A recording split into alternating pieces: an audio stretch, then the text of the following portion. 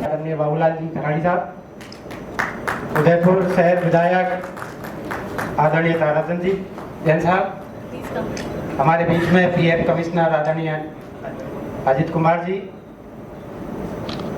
हमारे एसएलबीसी के Bank of Baroda DGM Rajkumar ji, PIB की अपर महानिदेशक ऋतु शुक्ला मैडम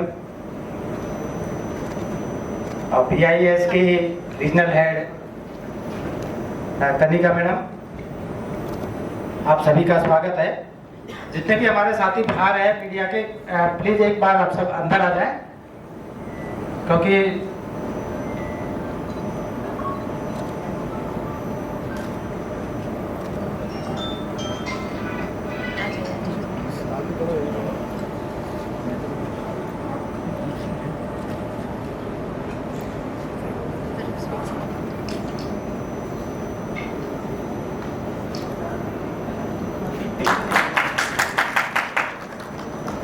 हमारे भी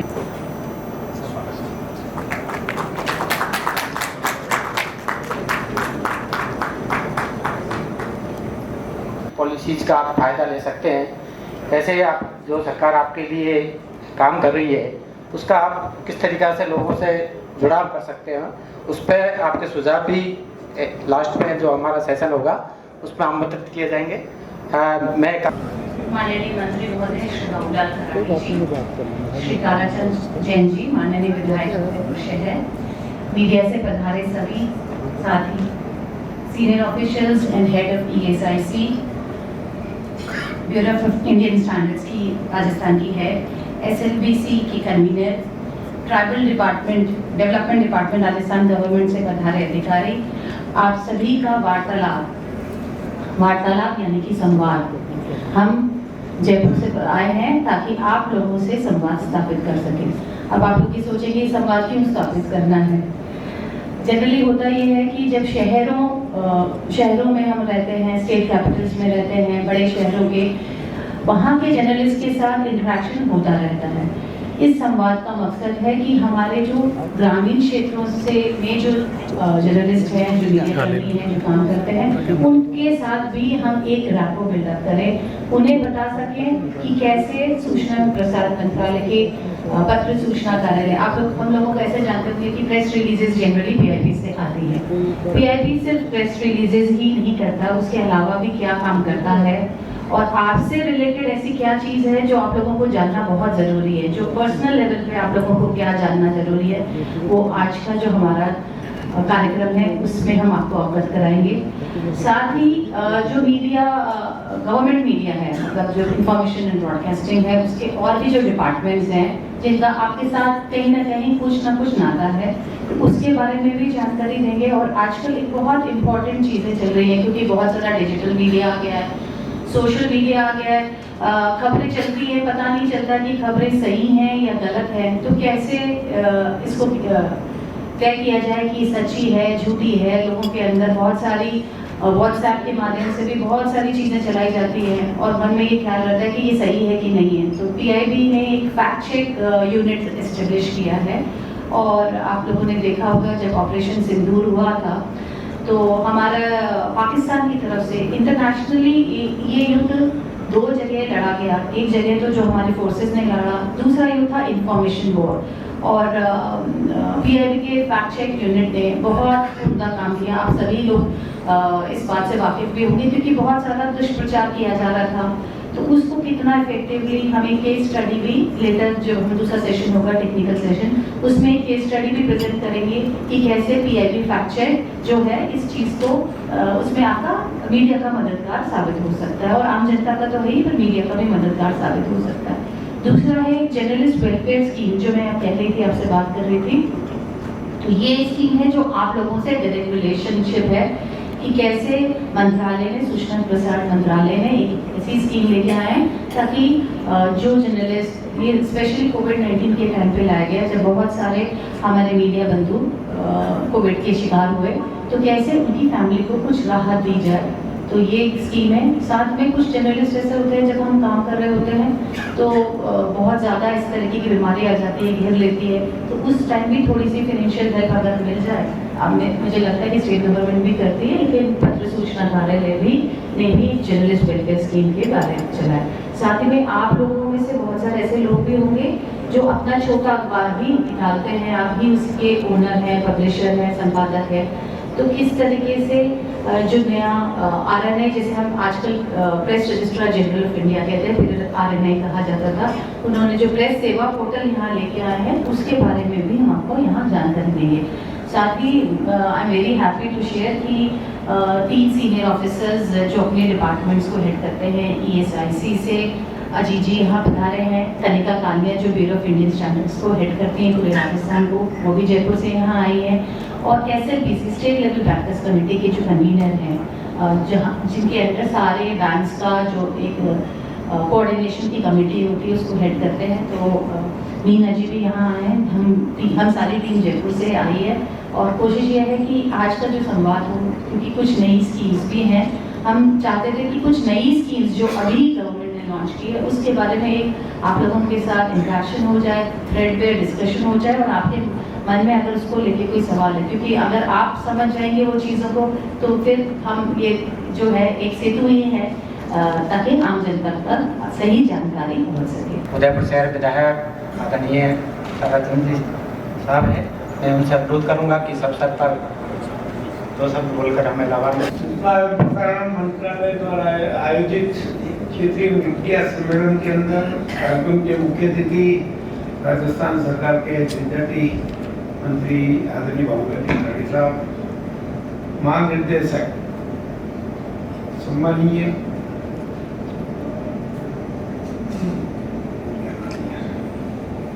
सुतु शुक्ला जी, सारे उदयपुर एवं विभिन्न क्षेत्रों से आए हुए पत्रकार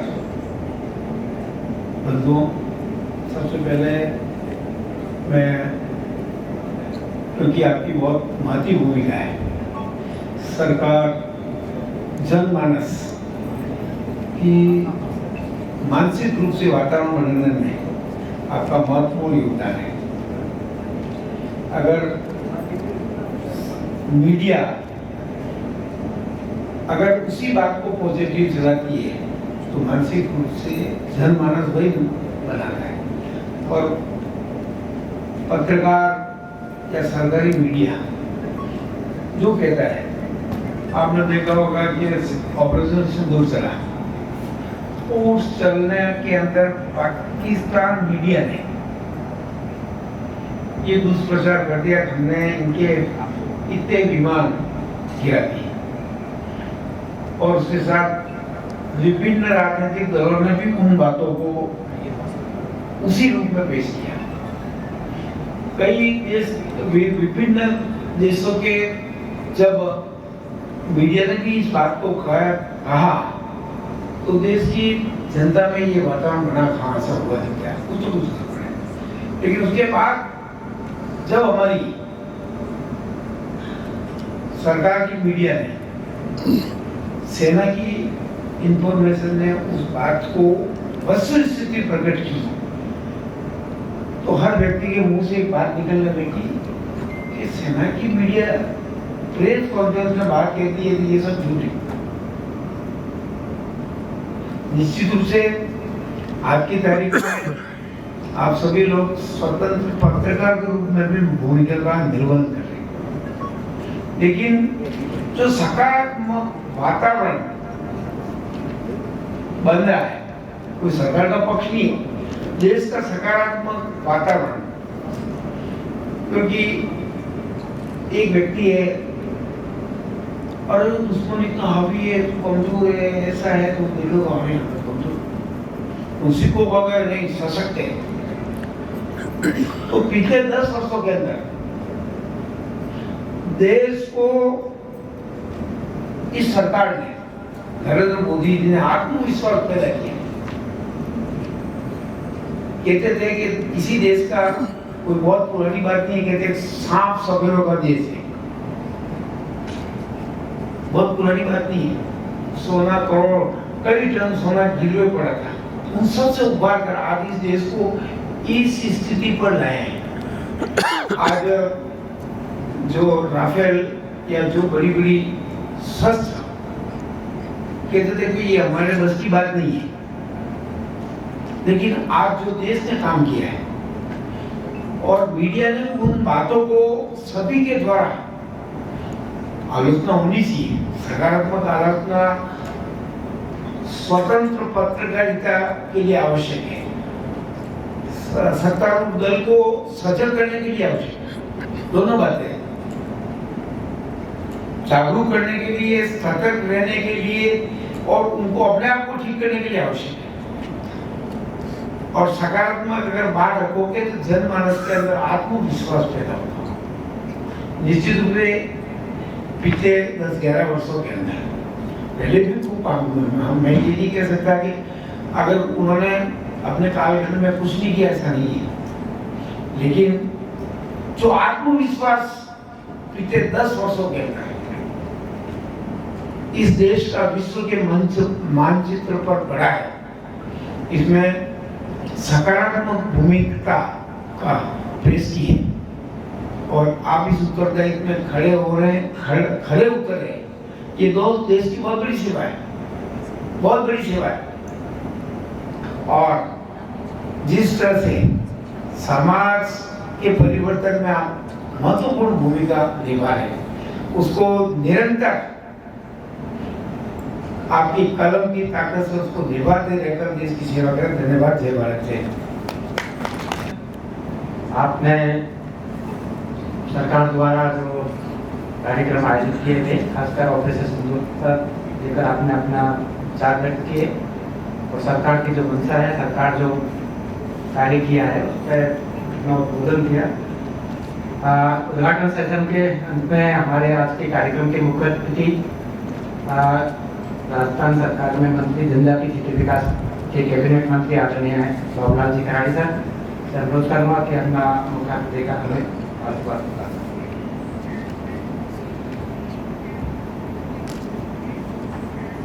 आज क्षेत्रीय मीडिया सम्मेलन वार्तालाप उदयपुर, इस सेमिनार के इस उद्घाटन सत्र में हमारे शहर के विधायक आदरणीय ताराचंद जी, अपर महानिदेशक श्रीमती रितु शुक्ला जी,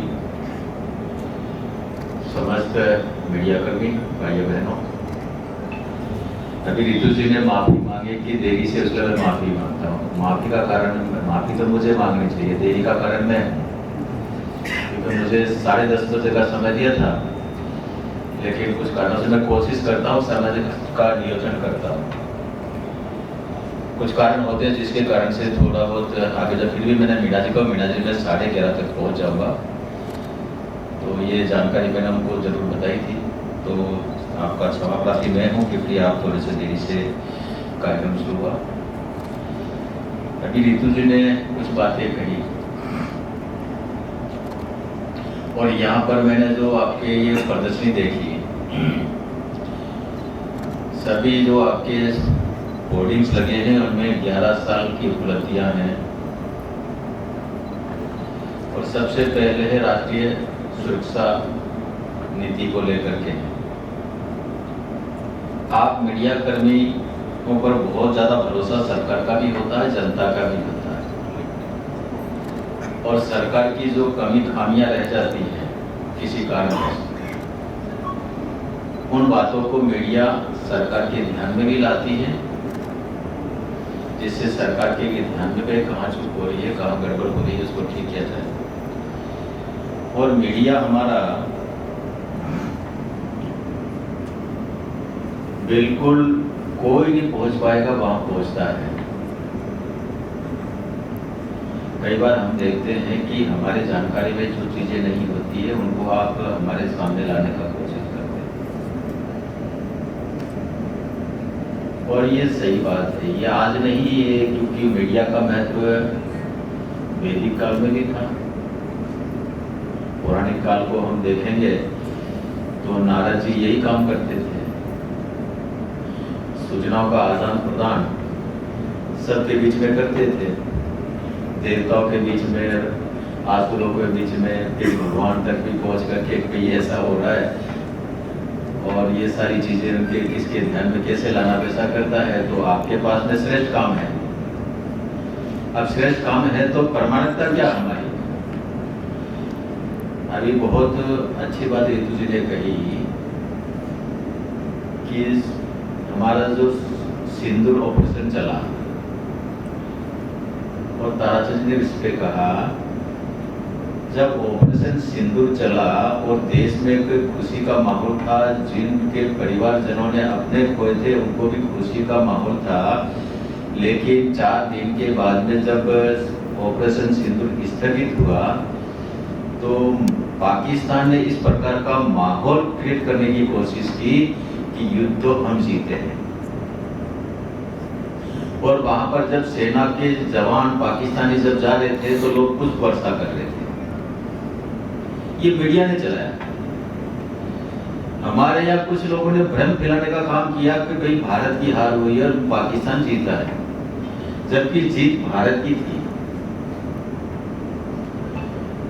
उनके 9 कैंपों को तबाह किया और तबाह किनको किया? 26/11 हमले में जो लोग उन्होंने हमला को इंजाम दिया उनको ट्रेनिंग दे करके भेजने वालों को कैंप को, हमारे संसद पर हमला करने के लिए ट्रेनिंग दे करके भेजने वाले को कैंप को, हमारा विमान हाईजैक करके गंदार ले जाने वालों को ट्रेनिंग दे करके भेजने वालों को कैंप को, और हमारे देश में जगह जगह बड़े बड़े शहरों में भीड़ भाड़ वाले एरिया में ट्रेनिंग दे करके भेज करके बम ब्लास्ट करने वालों को ट्रेनिंग कैंप को तबाह किया। किसी पब्लिक को निशाना न बनाया, जनहानि को कहीं नुकसान नहीं पहुंचाया, सेना को भी नुकसान नहीं पहुंचाया, सेना को भी टारगेट नहीं किया था।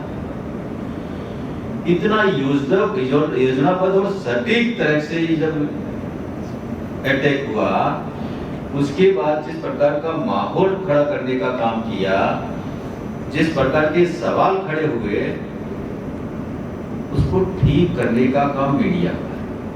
कई बार भ्रम फैल जाता है और वो भ्रम इतना तीव्र गति से फैलता है कहीं, क्योंकि झूठ जल्दी फैलता है। सत्य को साबित करने के लिए बहुत समय लगता है, और ऐसा कहते हैं कि एक झूठ को 100 बार बोले तो वो सत्य में साबित होता है। कुछ लोग साबित करना चाहते हैं, लेकिन मीडिया जो हमारा है उसको निष्पक्ष रूप से सही बात को जनता के सामने लाएंगे तो इस प्रकार के भ्रम नहीं हो सकते। अब सरकार की जो उपलब्धियां, सरकार ने जो काम किए हैं वो जनता तक, हम लोग नेता हैं, मैं मंत्री हूँ, ताराचंद जी एमएलए हैं, और भी नेता होते हैं, सरकार जो जनता के लिए योजना बनाती है, जो स्कीम लाती है, वो योजना जनता की भलाई के लिए होती है, लेकिन वो नीचे तक पहुंच नहीं पाती है, वो कागजों में ही रह जाती है। उसका प्रचार प्रसार कौन करेगा? हमारा विभाग है ये सूचना और प्रचार मंत्रालय, ये भी करता है। आप लोगों की ज्यादा भूमिका है। उन योजनाओं को जनता तक पहुंचाओगे तो जनता को उस योजना का लाभ मिलेगा, अन्यथा ये योजना तो बहुत बड़ी है। जब देश आजाद होने के बाद में सभी जो लीडर थे उनके मन में था कोई देश से गरीबी मिटे, देश को हम ताकतवर बनाए, देश को विकसित राष्ट्र बनाए, ये सबका सपना था। सब अपने अपने प्रयास कर रहे थे, जैसे जैसे क्षमता वैसे प्रयास किए उन्होंने। कुछ लोगों ने अच्छे किए, कुछ लोगों ने खराब किए, कुछ लोगों ने टांग खिंचाई काम किया, वे सारे कर रहे थे, लेकिन योजना जनता तक नहीं पहुंची, जिसके कारण से आज भी जनता में आक्रोश है। आज भी जनता ये कहती है कि देश की आजादी के 77-78 साल के बाद में भी मूलभूत सुविधाओं से वंचित। योजना है, सारे कार्यक्रम हैं लेकिन नीचे पहुंच नहीं पाते क्योंकि जनता को जानकारी नहीं, जनता वहां तक जनता तक वो सुविधा पहुंच नहीं पाती है। हमारी कार्यपालिका है जिसके भी एक नेटवर्क है, लेकिन वो आप और हम सब जानते हैं कितना करते कितना नहीं करते। अगर सब लोग ईमानदारी से हम काम करने लगे, मुझे जो काम मिला है, मुझे जो दायित्व मिला है, उसको मैं पूरी ईमानदारी से काम करूंगा तो देश में बहुत कुछ अच्छा हो सकता है। लेकिन आज और हम आप सब देखते हैं किस प्रकार का माहौल है।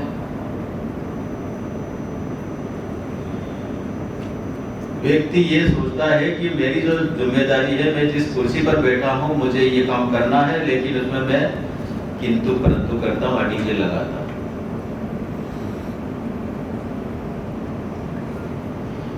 कई लोगों की तो स्वभाव और आदत ही ऐसी बनी हुई है कि वो रोकने का काम ही करते हैं,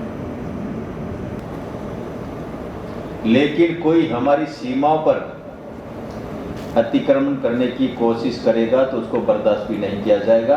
ये आप और हमने सबने देखा। चाइना एक ताकतवर देश है। डोकलाम को लेकर के जिस प्रकार का माहौल बना आपने देखा, हमने देखा है, और यहाँ से नहीं बरसों से चलता था। लेकिन मोदी जी के कार्यकाल में जिस प्रकार का जवाब उनको मिला, जिसके कारण से चाइना शांत हो गया था। जो पाकिस्तान को दिया, एक बार मैंने 3 बार दिया।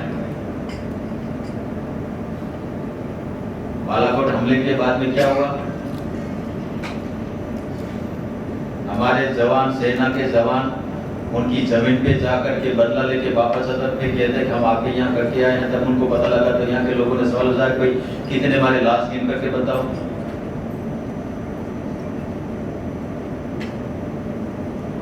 तब हमारे सेना के सेनापति को जवाब देना पड़ा कि हम लाशें गिनते नहीं है।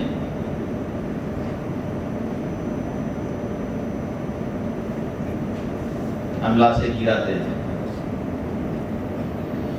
तो कई चीजें हैं जिन चीजों को जनता के सामने आने तो होता क्या है कि भाई उन्होंने कितने मरे, एक भी नहीं मरे थे, फालतू तो बकवास कर रहे हैं। इस प्रकार का माहौल सकारात्मक माहौल बनेगा।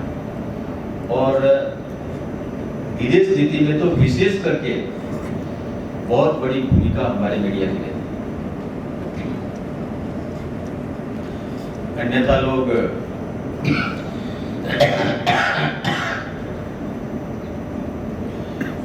सुई का पहाड़ बनाते हैं। आज एक चीज चल रही है, मैं कोई राजनीतिक भाषण नहीं दे रहा हूं, लेकिन मुझे जो समझ में आता है वो शायद मैं गलत हूं। आज एक भ्रम ये फैलाया जाता है कि मतदाता सूचियों से मतदाताओं को हटाया जा रहा है, वोट चोरी हो रहा है। आप बताइए, चुनाव आयोग का दायित्व कर्तव्य है कि जो नाम वोटर लिस्ट में है उनका पुनरीक्षण करे, और कोई भी नागरिक छूटे नहीं भारतीय है, और कोई मर गया है तो उस सूची से हटाना, और कोई बाहर चला गया है तो उसको सूची से हटाना, और नया है उसको जोड़ना। आपने ये सोशल मीडिया पर मैंने देखा है, प्रिंट मीडिया पर भी देखा है, इलेक्ट्रॉनिक मीडिया पर भी देखा है। झारखंड और पश्चिम बंगाल का जो आया है उसमें अधिकतर लोग रोहिंग्या आकर के वहां रह गए। जब इंटरव्यू हो तो उनका मकान का पता नहीं है, किसी का मेहमान बन के रह रहे हैं। पश्चिम बंगाल में यही हाल है, बांग्लादेश से आ गए, पाकिस्तान से आ गए। जब वो लोग आ गए तो वो चुनाव आयोग चाहता है कि विदेशी नागरिक भारत का मतदाता न बने, और भारतीय नागरिक है जो मतदान से वंचित रहे, ऐसा उनकी ड्यूटी है वो करता है।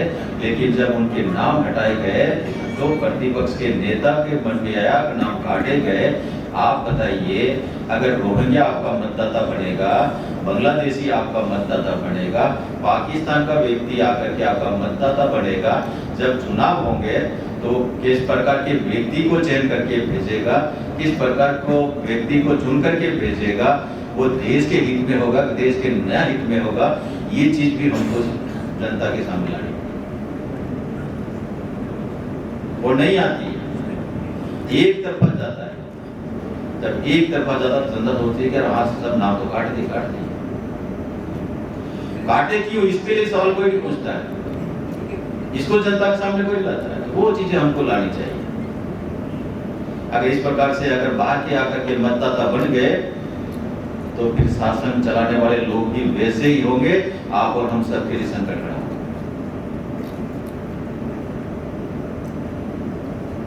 आज के नेता तो क्योंकि लोकतंत्र है, वोट में दम होता है, मतदाता जितना जैसा है उसका वो बोलेगा वही करेगा, क्योंकि उनको चुनाव जीतना है। लेकिन मैं जिस विचारधारा से हूँ, मेरे लिए देश पहले, उसके बाद में बाकी चीजें। इस प्रकार के गलत काम नहीं कर सकते और न देख सकते। तो ये कई चीजें हैं जो आप लोगों को मीडिया के सामने आती है, तो मीडिया सही बात सामने लाए, कोई नहीं जो ये हो रहा है ये सही हो रहा, गलत हो रहा तो उसको आप कहिए कि गलत हो। आपने देखा होगा 71 में जब इंदिरा गांधी ने इमरजेंसी लगाई था, मीडिया ने उस माहौल में भी निष्पक्ष मीडिया ने जनता के बीच में ला करके जिस प्रकार की कमी खामियां उस समय रही थी उनको लाने का काम किया था। उस पर सेंसर लगने के बाद में भी जेल जाने की परवाह नहीं की।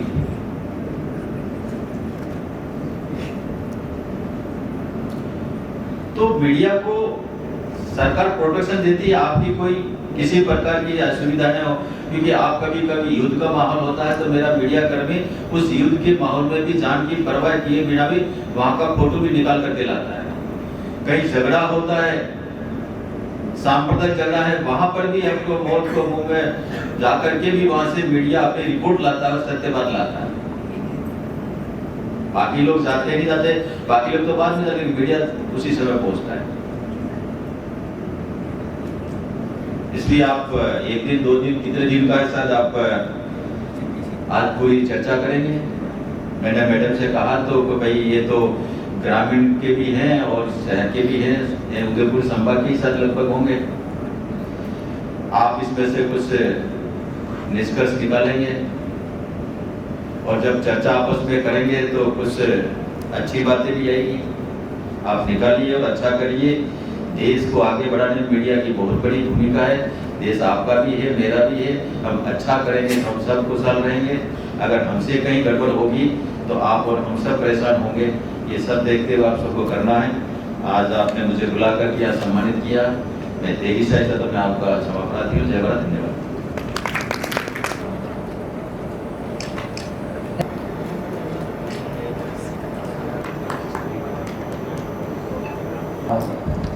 Kanika ma'am, regional head Bharat मानक ब्यूरो, श्रीमान Meena ji, DGM bank of Baroda, और यहाँ उपस्थित सम्मानित हमारे मीडिया कर्मी के साथियों, जैसा आप सभी जानते हैं कि हमारे माननीय प्रधानमंत्री ने एक विजन रखा है, जो विकसित भारत का विजन 2047 तक भारत को एक विकसित राष्ट्र के रूप में ले जाना है। और इसी लक्ष्य को पाने के लिए पिछले 2024-25 के बजट में एक prime ministers package for employment and skilling की एक घोषणा हुई थी। उस घोषणा के तहत ELI स्कीम, जिसे हम एम्प्लॉयमेंट लिंक्ड इंसेंटिव स्कीम बोलते हैं, उस स्कीम का प्रावधान किया गया था।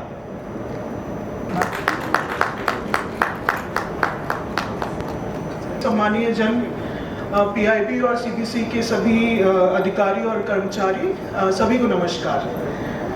भारतीय मानक ब्यूरो, जैसा आप जानते हैं, ministry of consumer affairs, food and public distribution के अंतर्गत कार्य करता है। और हमारे लिए इस जगह पे जितने भी लोग बैठे हैं सभी एक स्टेक होल्डर्स हैं। तो हम लोग एक चाह रहे हैं कि आपसे, आपके माध्यम से एक सेतु का निर्माण करें, जिससे हम लोग आमजन तक ही नहीं गांव के अंतरंग में जो लोग हैं जिनको बहुत जगह पे सूचना नहीं मिल पाती, उन तक पहुंचे और एक उपभोक्ता के रूप में जो उनको एक सशक्तिकरण की ज़रूरत है, उसके लिए मीडिया का मैं सहयोग भी चाहूँगी। तो एक छोटा सा प्रेजेंटेशन हम लोगों ने बनाया है जो मैं चाहूँगी कि आप उस पर थोड़ा सा ध्यान दें, और मैं अपने डिप्टी डायरेक्टर सचिन जी को बुलाऊँगी इस प्रेजेंटेशन को डिलीवर करने के लिए। जमाना है और आजकल मीम्स और ये बहुत ज़्यादा चलते हैं। जैसा कि मैंने बताया 500 सब्सक्राइब्स है जो ट्रेनिंग के बारे में आपने सुना ही होगा। तो नो बैन डे की गतिविधि में एक बहुत प्रमुख गतिविधि है मानक क्लब की गतिविधि, जिससे क्या है कि एक बोझ की तरह उनको लगता नहीं। नो बैन डे वैसे सैटरडे को मनाया जाता है, तब उनको इस तरह के मानकों के अराउंड खेल में गतिविधियां कराई जाती हैं, चाहे वो क्विज कंपटीशन हो, चाहे पोस्टर मेकिंग कंपटीशन हो। खेल में जो 9वीं से 12वीं के बच्चे हैं वो सीख लेते हैं। आपने देखा होगा कि बहुत सारी कॉमिक बुक्स भी BIS ने लॉन्च करी ताकि बहुत ही आसानी से इन फ्यूचर कंज्यूमर्स को हम लोग तैयार करें, क्योंकि मैं तो ये भी मानूंगी कि जब हम लोग खुद पढ़ते थे तो हम लोगों को भी मानकों के बारे में बहुत अधिक जानकारी नहीं थी, लेकिन मुझे बहुत ही बताते हुए हर्ष है कि पिछले साल में हमने 2200 से ज़्यादा ऐसी गतिविधियां करी हैं मानक क्लब में अक्रॉस राजस्थान, जिसमें बच्चों के लिए सबसे पॉपुलर गतिविधि एक्सपोजर विजिट है, जैसे सचिन कह भी रहे थे, जहाँ पर उनको BIS सर्टिफाइड फर्म्स में लेके जाया जाता है और वहाँ पर उनको पूरा मैन्युफैक्चरिंग से लेके इवेंचुअल टेस्टिंग और कैसे ISI मार्क का लगा हुआ उत्पाद तैयार होकर आता है और उसके पीछे क्या एक ध्येय है गुणवत्ता का, या फिर उस उत्पाद का जो एक सेफ एक जो उत्पाद होता है उसका निर्माण कैसे किया जाता है और कैसे शनि मानकों के माध्यम से बिना ही नॉर्मल ग्राहक को पता चले कैसे मानक इंश्योर करते हैं कि एक सेफ गुणवत्तापूर्ण उत्पाद उस तक पहुँचे, उसके बारे में उनको बताया जाता है। तो ये बहुत ही हमारा पॉपुलर मिशन है और इसमें हमको केंद्रीय विद्यालय और जवाहर नवोदय विद्यालय समितियों का भी सहयोग प्राप्त है। और कल ही के आदेश से अभी हमारे उदयपुर के जो गवर्नमेंट स्कूल्स हैं उनमें एक्सपोजर विजिट का आदेश निकला है, तो जल्दी हम लोग ऑर्गेनाइज करेंगे। तो ये बहुत ही एक अच्छा एक कह सकते कहीं पिकनिक जैसा भी बच्चों को लगता है, लेकिन वो नई तरह की चीज़ें सीखते हैं। और ये भी बताते हुए मुझे हर्ष है कि पिछले आई थिंक कुछ महीनों पहले राष्ट्रीय लेवल का जो क्विज हुआ था भारतीय मानक ब्यूरो की गतिविधियों के अलावा, उसमें भी राजस्थान के बच्चों ने बहुत सारे इनाम जीते थे, क्योंकि उनको इतना एक्सपोजर यहाँ पर मिल रहा है, तो वो नेशनल लेवल पे भी काफ़ी अच्छा बच्चे करें। जयपुर कार्यालय के समस्त अधिकारीगण और आज की इस मुहिम को पूरे मेवाड़ क्षेत्र के अंदर प्रसारित करने के लिए उपस्थित यहाँ पे सभी पत्रकार बंधु, क्योंकि आपकी भूमिका बहुत महत्वपूर्ण है। आपने सुना होगा पिछले 2 सत्रों में बहुत ही रोचक सत्र थे, लेकिन जो मेरे को दिया गया सत्र है वित्तीय समावेशन, अगर मैं तीनों सब्जेक्ट को देखूं तो हम सारे केवल सर्विस डिलीवर करने के लिए हैं, क्योंकि बैंक भी केवल सर्विस डिलीवर करता है। और आज की तारीख में बहुत ही सामयिक विषय भी है वित्तीय समावेशन, और वित्तीय समावेशन के अंतर्गत जितने भी बैंकों से जुड़े ग्राहक हैं, उन ग्राहकों को कैसे सैचुरेट किया जाए, कैसे संवाद करने का। तो आप भाई साहब ने कुछ बात कही थी, ऐसे ही कुछ और लोग भी बात करना चाहेंगे। हम लोग बेसिकली आपके और सरकार के बीच में एक सेतु का काम करते हैं। सरकार जो बात बताना चाहती है वो आपके माध्यम से आम जन तक पहुंचाते हैं। जो चीज़ें हैं कि जो इम्पोर्टेंट चीज़ें मैं उसके बारे में बात करती हूँ, एंटायर प्रेजेंटेशन के बारे में बात नहीं करूँगी। आजकल बहुत ज़्यादा इम्पोर्टेंट जो है एक प्रेस संवाद पोर्टल है, जो कि RNI यानी कि जो पहले RNI होता था, अब वो हो गया है press registrar general of India. कुछ लोग उस चीज़ से बड़े त्रस्त भी हो रहे हैं कि उन्होंने जो सख्ती अपनाई है। कुछ लोग हमारे दफ्तर में आते हैं, हर महीने दफ्तर में आते हैं और अपने अखबार जो हैं वो उनको सबमिट करना होता है। तो उसमें एक प्रेस सेवा पोर्टल जो है वो लॉन्च किया गया है। प्रेस सेवा पोर्टल का मकसद ये है कि जो RNI की इंस्टीट्यूट है उसको फेसलेस, आपने देखा इनकम टैक्स को फेसलेस किया गया, क्योंकि और अब उसी तर्ज पे RNI जो है press registrar general of India, उसको भी फेसलेस करा ताकि आप लोगों को ज़्यादा सुविधा हो, आप लोगों को ज़्यादा चक्कर नहीं काटने पड़े और आप लोगों के लिए चीज़ें बहुत आसान हो जाए। तो सबसे पहले मैं इसी की बात करना चाहूँगी। ये जो प्रेस चेक का ये है कि आप सभी जानते हैं अभी तो बहुत सारे मीडिया हाउसेस भी कर रहे हैं, मेरे ख्याल से पत्रिका का भी फैक्ट चेक है, सभी लोग करते हैं, लेकिन हम लोगों का एक बड़ा आई डोंट नो हाउ आप लोग कैसे कर रहे हैं, लेकिन फैक्ट है कि जो दिल्ली में काम हो रहा था, आप देख रहे थे कि कैसे कैसे सीरिया में कुछ छप रहा था, दिखाना वो वाला, क्योंकि कोविड के समय कुछ पत्रकार कन्वीनर है और डीजीएम है। आज उदयपुर में पीआईबी द्वारा एक मीडिया संवाद कार्यक्रम वार्तालाप का आयोजन किया गया। इसमें 60 से ज़्यादा प्रतिभागियों ने पार्टिसिपेट किया। इसमें ज़्यादातर हम चाह रहे थे और हुआ भी ये कि रूरल और शहर दोनों के मीडिया कर्मी हों, और उसमें बेसिकली हमने केंद्र सरकार की जो योजनाएं हैं जर्नलिस्ट के लिए, जर्नलिस्ट वेलफेयर स्कीम, उसके बारे में बात की। पीआईबी का जो एक बहुत इम्पॉर्टेंट यूनिट है पीआईबी फैक्ट चेक, उसके बारे में भी जानकारी दी, और साथ ही टेक्निकल सेशंस भी हुए जिसमें कि ब्यूरो ऑफ इंडियन स्टैंडर्ड्स की रीजनल डायरेक्टर ने मानक के ऊपर बातचीत की। साथ ही ईपीएफओ की नई योजना प्रधानमंत्री विकसित भारत रोज़गार योजना, इसके बारे में भी जो एक नई स्कीम है उसके बारे में भी जानकारी दी गई। साथ ही SLBC state level bankers committee द्वारा जो फिनेंशियल इंक्लूजन, फिनेंशियल सैचुरेशन का कार्यक्रम है, कैंपेन है, उसके बारे में भी इम्पॉर्टेंट महत्वपूर्ण जानकारी दी। मुझे आशा है कि सभी लोगों ने इससे लाभान्वित हुए।